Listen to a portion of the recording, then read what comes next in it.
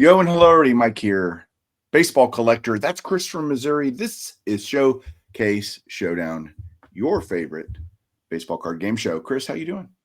I'm doing great. Doing great. A little chilly here where I am, but I'm loaded up on fall day. It was like a pre-Thanksgiving meal that I had. I'm practicing for Thanksgiving, and I now know that I could possibly put down a full bowl of dressing and a whole pecan pie because I practiced this week, and I'm ready for the challenge. Well, you got a few weeks. You can practice some more at other opportunities when they present themselves. What was I going to tell you? I don't know. Oh, hey, this is episode 11 of season 4. Episode 11 of season 4. If it sounds like we've done 44 shows, but in reality, you and I were talking about it earlier. We've done way more than 44 shows. Almost 70, which is nuts. Wow. Put down in the comments below if you've watched all 70 Showcase Showdowns. I would love to know if someone is that crazy. And put down in the comments if you watched all 2 times that I've won over the past 4 seasons. Well, it's 7-3 this season. I'm winning 7-3. You had that streak of 3 in a row, and unfortunately, that's kind of been all she wrote. Yeah. But what I have going for me is the fact that you're good looking. Yeah. Well, I got that going for me too. Yeah. But I have not been no hit, and somebody was pretty confident last week after they showed the first card, they stopped, and the person who happens to be the birth year, that 73, says, I'm pretty confident in these cards that I have. I think I'm going to try to pitch a no-hitter today, meaning you were going to win every card. And that held true on the second card turnover, but then we tied on the third, and then you lost like 3 or 4 cards in a row. Matter of fact, after the first 10 cards, I had a lead. So I think what I did to break up your no-hitter is I hit a hard one right up the middle, and your hat fell off while you're on the mound, and you shook yourself off, and it took you a little bit to regain your confidence. Am I right there? Yeah, you're kind of right. I will not be declaring no. I don't think I have no-hitter stuff today, and I'm going to just avoid trying to act that cocky going forward. But today we are doing 1980 Topps, and this, Chris, is a set that, man, I have always loved this set. I started in 81, and so I love 81. I love all of them, but this one always 80 and 79 felt like old cards. Like when I was collecting in 81, 82, early 80s, I was like, man, if I had a card from 1980, that felt like it was old. Look at this vintage card that our perspectives were so skewed as kids. And I love the design of this set, and I wish it had more rookies. I don't, but that's all right. It is what it is. We got a big one in this one, right? But only one. But I love the set. What do you think about it? So this set, to me, I love this set too, and it's one of those things that I'm older than you, but not by much. But I'm older than you. And then when I get these cards out and look at it, especially these the other day, when I got these cards out, knowing that this was going to be coming up on the wheel, I sat and looked at the cards, and I'm like remembering kind of when I got the cards, as a what was I, 13 years old? I was 13 years old, and I was taken back to that time, and it really was kind of cool. And I don't know if I appreciated them then as much as I do now, but I mean, these cards are getting old, and this is the year that I say finishes, what I call vintage cards. Yeah. And everything above this to me now is not vintage, but something's going to have to change because I'm just getting older, and so are these cards. But love looking at these things. Love it. Yeah, I would love a comment down below. In addition, I'm going to be requesting several comments, but do you guys think 1980 ends the vintage era, or is it sometime before or sometime after? And it doesn't really matter what we all think. It is what 80 is 1980, and if it's vintage or not, or what box we put it in is kind of irrelevant. But to me, it's, in 81, you start with Fleer and Donruss, and that kind of starts this new era, right? Ushers in a new era of cards where it's not tops alone. And so I consider 80 the end of the vintage era, but people might disagree. And I'm not afraid to hear those arguments, or I'm open-minded about it. And I think era designations are just a way to think about cards. It doesn't, really matter, but I agree with you. Right. I don't think it's one of those topics that people are going to get riled up on and put a flag in the ground. They'll argue and say, this is what I think. And, this is what I think, and it'd be hard to change my mind anyway, but it is no matter what, it is 1980. And that's what we're going to show today. 38 Hall of Famers, by the way, Chris. And for those that, haven't been a part of any of our other 69 episodes, tell them how this works. Okay. After I finish talking with these instructions, push pause on this right now and go get out. Right now, after you finish talking. Well, yes, my guys understand me. I was on a roll and you got me all flustered now. All right. But go get all your 1980 Hall of Famers and line them up from the lowest number card all the way up to the highest number card, and put them in order and follow along with us, because we get 5 points and you get 5 points for having the card. The number that is great on that number is added to that card to get your total for that card. And we're gonna go through this thing, and Mike's going to keep a tally up to see who's going to be winning, and to see who has the most points. The rookie card, which I believe there's only one in here, but there's three. I got 3 cards in front of me that could be Hall of Famers someday. But anyway, the Hall of Fame card is worth double the points. At the end, Mike's going to tally up and see who the winner is. But we're going to have fun. We're going to have fun looking at these cards. And maybe it's the first time that you've looked at these things in a long time. And so you just sit back, enjoy, keep track. Let us know in the comments. Let us know in the comments if we say or do anything silly. Make sure you're rooting for me, and let us know how you did on the 1980 set, because it's going to be a fun one. The best hour on YouTube. And Mike keeps saying it's only 30 minutes, but one of these times we're going to make it all the way to an hour. So anyway, the best wholesome hour on YouTube. Sit back and enjoy looking at these cards for the first time in a long time. So you ready, Mike? I'm ready. Let's put us in showdown mode so everybody can see the cards better. They don't need to look at us. I want to look at the cards. 38 Hall of Famers, and you get to start with Bruce Sutter. Bruce Sutter with the Cubs. I have a 7. I'm going to turn that way. I have an 8. Look at that. That's not the Bruce, the bearded Bruce Sutter you think of from his late career. That's a young Bruce Sutter. I bet you $1 he's throwing a splitter, though. I bet you $1 he is, too. I would not take that bet. Let's see. So 13 to 12. Mike with an early lead. Shocker. You're going to jump off to a pretty good lead here in a little bit, but cards are going to keep people watching. That's what's going to happen. I think this is one of those sets that someone can say a card and I can picture it in my head of what it looks like. Almost all of them, which a lot of them I can all the time. But this set in particular is like, I love this Carlton Fisk. I have a 9. So we're getting ready to show some really cool catcher cards. Yeah. And I like the 77 cards showing catchers, but boy, this 80, this is some good one too. I have a 4. I have no idea why that's a 4, but I'm not gonna.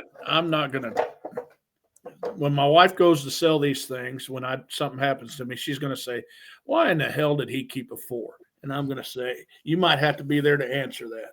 I might have to be there to answer that. We got 3 catchers in a row. Yeah, so 4 catchers in a row. Wow. Another great catcher card is Gary Carter, and I have one in a 7.5. I have an 8. So you may pitch a no-hitter here. No, stop it. Stop it. Stop it. I don't want to do that. Somebody's talking to you in the dugout right now. You got a no-hitter going. Jeez. Newer Hall of Famer. I do like the All-Star cards in 1980 a lot because of the little additional notation under their name. I got Ted Simmons here in a 7. Okay, so I love the All-Star pictures on the card, except 1980, and I'll tell you why here in a second. But here's a line shot up the middle for a blooper out in center. I have an 8. There you go. See, you said it, and it. Geez. And why do you hate that? Like, first of all, you're wrong about the All-Star band. No, you'll see. You'll hear why on this card right now. Okay. Oh, because there's not one on Johnny Bench. All right, you're up, Johnny Bench. If anybody deserves an All-Star on their card, it's the 13-year-old Chris opening this pack, crying that he's not an All-Star, right? But I have one in an 8. I have one in a 9. So that a couple of years ago, remember that dance pose that they kind of did this number, whatever that is? Johnny Bench was the first to do it. Look at there. I love it. Yeah. Okay. He's dabbing. That's what it is. See, you're hip into that stuff. I'm hip with the cool kids. I keep up with the kids. Tony Perez. By the way, 80 tops, super gettable, not expensive. Like none of these cards are going to break the bank at all, which makes it fun. Tony Perez, I have a 9. I love the Expo. A lot of aging Hall of Famers in here too. Yeah. I have an 8.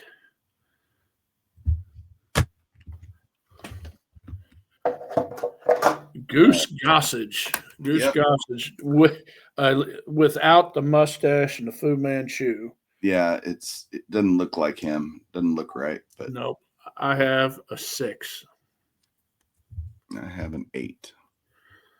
It's a good thing I had that blooper up the middle. Eddie Mofo Murray. Do you know the story? Like there was a YouTuber long ago that used to, on every Eddie Murray car, I can't even remember the whole details, but he would say Eddie Mother, he would curse and Murray. And so everybody started saying it. That's how they called it, and yeah, anyway, I have a 9. Yeah, this is I have a 3, but look how pretty that. How do you have it? Did you grade that yourself? How do you have it? Yeah, so what I did, you look how new the slab is, right? I just wanted to get all the Hall of Famers in every set. So I took my cards and I sent them in. So Jim Rice. It would be cheaper than paying to grade that card than to buy like a 7, an 8, a 9, something like that. Yeah, and I'm not the most nostalgic guy in the world, but I think when I was grading those cards, I was like, nah, I have it. It's my card. I can get it when the rest of the cards come in. It's coming in with it, and I don't know. It's just weird like that. So all of us can be weird at times. Jim Rice in an 8. Jim Rice in a 9.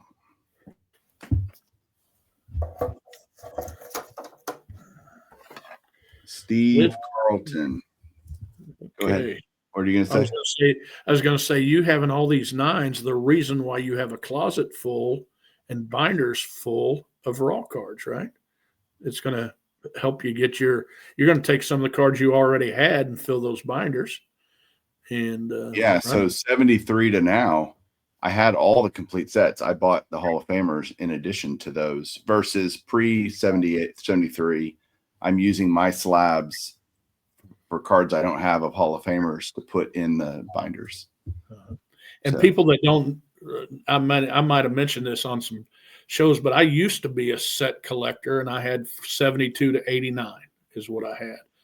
And then to me at the time, the way my room was, it felt like I was collecting binders. Here, come look at this number, 1972, 1973.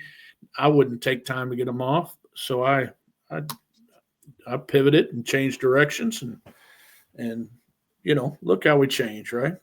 So are you up with Steve Carlton? you've seen what my binder setup's going to look like. So yeah, that's pretty nice. That's pretty nice. but, okay, Steve Carlton, y'all haven't seen it yet. Y'all will see it soon enough. All right, I've only seen a picture. For all I know, it could be a picture of somebody else's room. All I've seen is a picture. So all right, 1980 tops. Of course, they're all 80 tops. Steve Carlton, great. I love this card. It just looks so good. I have a 9. Yeah, I have a 6. We're going to keep keeping score just because somebody that's watching this has a better, they have a better top set than both of us. So I hope they beat us. Dave Winfield, Padres. Dave Winfield. Yeah, I have mine in a 7. I have an 8. Of course you do. Man, that must have been a broken bat single you had earlier. Alan Trammell. So many names. I have a 7. I'm making a lot of noise over here trying to I hear that. Like, what are you doing? I have a 7 as well. Okay. All right. Look at that. Look at that. Beautiful card. I win all ties. Okay. So, okay. Andre Dawson. Just Hall of Famer after Hall of Famer. Of course, that's all we're showing, but man, what a set. I have an 8. I have a 9.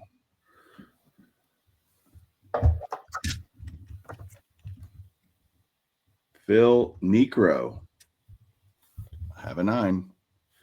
I too have a 9, so there. There you go. Now Chris is showing up. That's what I'm talking about. Yeah, well, I'm going to take a step back on this Jim Cott that we're getting ready to show. This was a hard card for me to find graded because nobody, he wasn't a Hall of Famer for a long, long time. And so there's weren't a ton of copies out there. But what do you got? I have a 7.5. That's not bad. I got an 8. That's not bad. I'm going to say that to you on the next 2 cards. That's what I'm going to do. I'm going to say that's not bad. Robin Yount. I have an 8. Yeah, that's not bad because I too have an 8. There you go.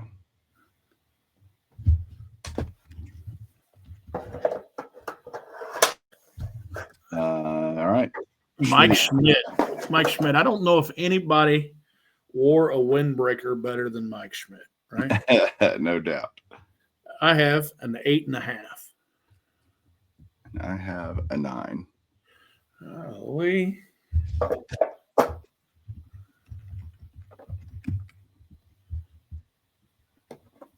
Gaylord Perry. Padres Gaylord Perry. There's several Padres cards in this run. I have a 9. I have a 6. Is that one of your cards from being a kid? Well, yeah, it must be because it's in a newer slab. But this next one is not because I had to send it off because he's a recent Hall of Famer and I didn't, so it looks like it was in my set. It's graded like it's in my set. I wanted it to kind of match everything else. If I'd have brought a 10 or something of this Dave Parker card and introduced it to these 6 and 7s, it'd be a little uppity, right? So I have a Dave Parker in a 6. I have a Dave Parker in an 8.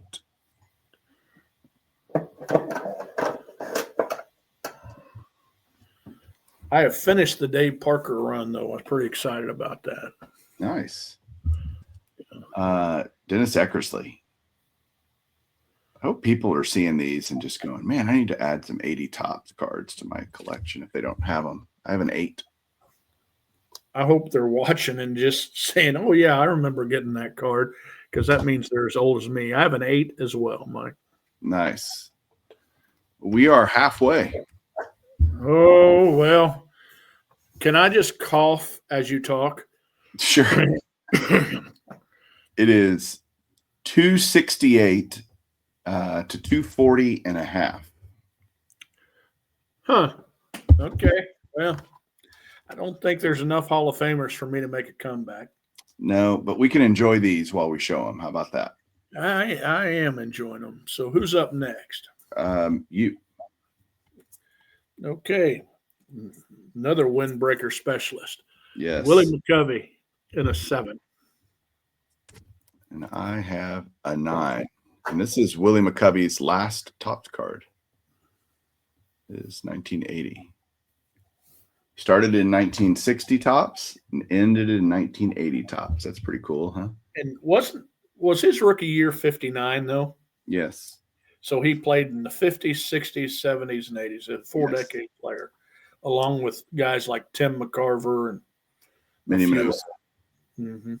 Yeah, there's more than what we think, but played in 4 decades. Wow. Ryan, obviously Nolan Ryan, whose card we haven't seen yet. But all right, you're up.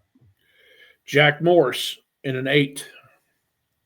Jack Morris in an 8. There's another cool windbreaker. Remember those starter jackets? Those satin jackets.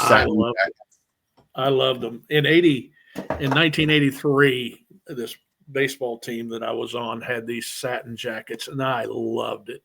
I mean, I wish I still had that thing. It, wore it so much that the liner kind of went out of it. But man, those were I saw something. Nobody did more to fight wind than the people that grew up in the 80s. Right? Fergie Jenkins. I get to show a Rangers card, which is unusual for the era, but Fergie Jenkins on the Rangers in a mint 9. I have a 9 as well. But like a 9 for that card is $20, $25 maybe. And some people are saying it's not even worth $20 to them, but whatever. Yeah. The Wizard. I thought I had a better card. I mean, this beautiful card, but I thought I had a better card because I can pick up these cards at every show in Missouri. Is it me? Mm-hmm. Ozzy in a 5.5. Ozzy in an 8.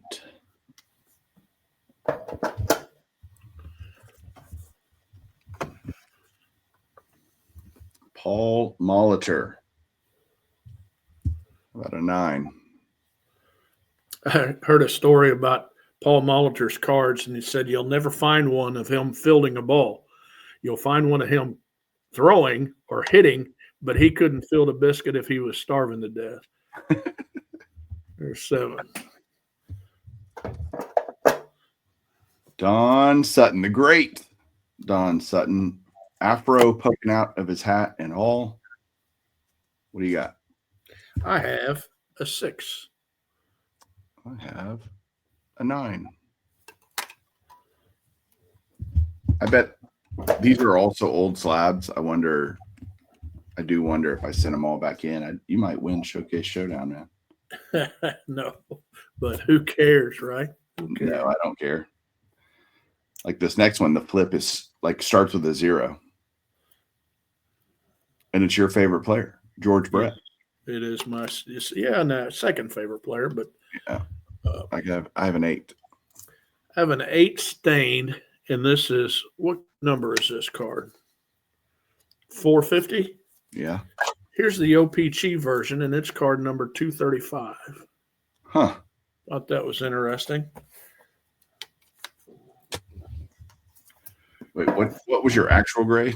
Oh, 8 stained. 8. Yeah, 8 stained. And it is probably stained because when I was a kid, I was probably so excited when I pulled it, I slobbered on it and got an 8 stain. It's got Christian Missouri DNA on it. That's right. That's right. It should make it worth more on Showcase Showdown. I think it does. So am I up again? Yeah, Bert Blyleven by 11. I really like Bert Blyleven as a pitcher. I liked him. And I have an 8 in Bert Blyleven. I have a 9. That. All right.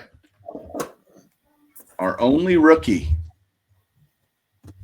And this is one of those cards. It's Rickey Henderson, obviously. Everybody knows this. But the idea that this card in a 10 is worth what it is. I mean, it's a lot of money in a 10.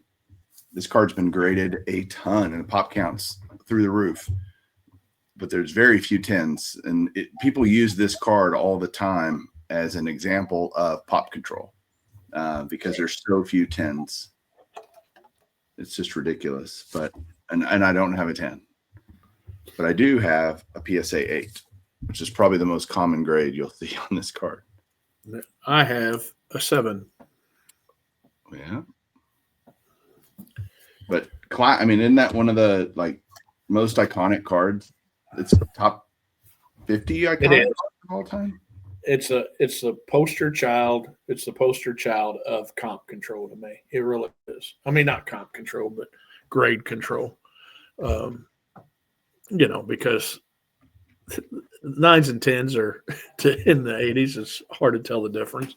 Right. So Leighton Sheldon he did a video on picking up a collection from somebody. And the next two pictures, he posed the question of which one of these two are the best. And even though I have much mad respect for the second one, this first one that I'm going to show is Tom Seaver in an 8. And I think he was the best pitcher in the 70s. And, he's about in his dominance right here. Tom Seaver in a 9. Well, you should have said instead of the 73, you should have said, I think I'm going to throw a no-hitter here in the 80s because I got a bloop single and a couple little foul balls, and I might have been hit by a pitch or two. But well, do you have the Pete Rose? I do. I figure we show Pete Rose when we can. Okay. I always loved this card as a kid. I don't know why. This first Phillies card, his first official Topps Philly. He had a Phillies card before this, but I have an 8 in that. I have an 8 stained. No, an 8 OC. Which is just as bad. But cool card. All right. Well, Seaver had a better peak, but this guy had the longevity, right? And it's Nolan Ryan, and I have that in an 8. Do you know this is Nolan Ryan's only All-Star card, I think? That's why Seaver was better. I have mine in a 6.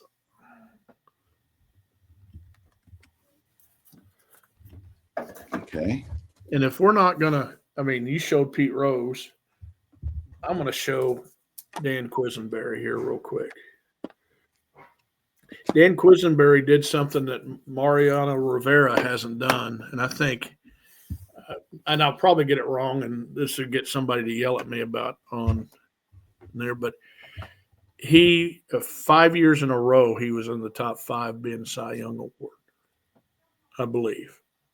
Or 4 out of 6. There's something like that Mariano Rivera didn't even do. And Dan Quisenberry was awesome, and he died way too soon. Jim Palmer is the next pitcher. Heck, we've shown some really good pitchers in a row, All-Star. Yeah, we have. He's a 6.5.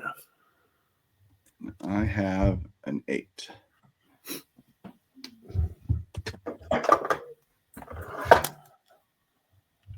We're getting down to the last few here. Yeah, and you don't have to tell what the score is. Well, I will at the end because people follow along, Chris, and they care. But Reggie, love this Reggie Jackson card. Like, this is classic Reggie Jackson photograph, and I have a 9. I have a 5. 5, that is, a 5. Great card. Now, if I'm going to get another hit today, it's going to be on the next. It's going to be the next 1 or 2. Okay. Okay. I'm rooting for you. Willie Stargell. At this point, I'm the team. I'm putting in my pitch. I'm putting in my third baseman to pitch now. I mean, it's feel bad for you. All right. I have a 9 in Willie Stargell. How about a foul ball? Because I also have a 9. Oh. Valiant effort, though. Valiant effort. All right. Don't go to Joe sleep. Morgan, still with the Reds. I have a 9. I too have a 9. See, you're doing all right. Look at Well, you didn't let me get any hits off of that. Okay. Raleigh Fingers. I have Raleigh in an 8. And here we go on Showcase Showdown. Jim Mint 10. Wow. A beautiful card. That's our first 15-pointer in a while because we've been doing vintage for so long. But Jim Mint 10. All right. Hall of Famer Rod Carew. 8.5. Got mad hits like Rod Carew. I have a 7. 7 it is. Carl Yastrzemski. Yeah. It's another great card. I do like that picture that shows their entire batting stance, you know.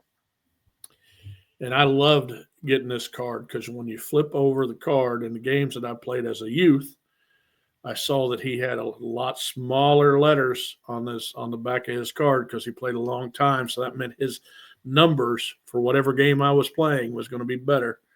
And I have mine. I'm going to finish it off like the rest of my cards. This is in a 6. This feels appropriate. I have a 9. Look, Chris, I have to do it just for the sake of our audience who cares very much. I have to. Yeah, I can see you're battling inside with all emotions to keep this number hidden from everybody else because you're such a humble guy. Yeah, well, I see it. Yeah, it's true. 527.5 to 471.5. So, whew. Yeah. I hope you don't have to be anywhere tomorrow because you're not going to be able to sit down. I hope you don't have to drive in the car very long or anything. Oh, yeah. Well, the 80s hurt less for me than something that I thought I had a chance to win, but that was 38 Hall of Famers plus a Pete Rose plus a Dan Quisenberry. I could have showed off my Freddie Patek, but well, that was fun. I hope a lot of this, and again, these are obtainable cards. Like I think there are a lot of collectors that would have these cards, and so hopefully people will play along with us and let us know how they scored on this set. And yeah, you want to see what's next week? Now that it's 8-3 in season 4. Let's turn the wheel and see what we have. You're like, it can't be worse than that, aren't you? Oh, can't get any worse than that. Okay, let me find the wheel here. I know it's on my screen somewhere. Well, I say that. I may have gotten rid of it. No, there it is. All right. Here we go. We're down to four episodes, and then, we'll be done before Christmas. And then we'll take a few weeks off. So what we'll do, guys, is take a few weeks off or so, and then we'll do do we do a spring season? Yeah, we do. Do we? Yeah. We can't get that away from all of my fans. People, just think of how much your channel has grown since we've done almost 70 of these. You were just a small, little, tiny channel, just like a little duckling out there, and then this idea came around, and poof, people know you. Some bounds. I should, be grateful to you for your contribution to my channel, but you're welcome. Thank you. All right, let's spin this 4 more. Let's see what we got. Well, pretty cool.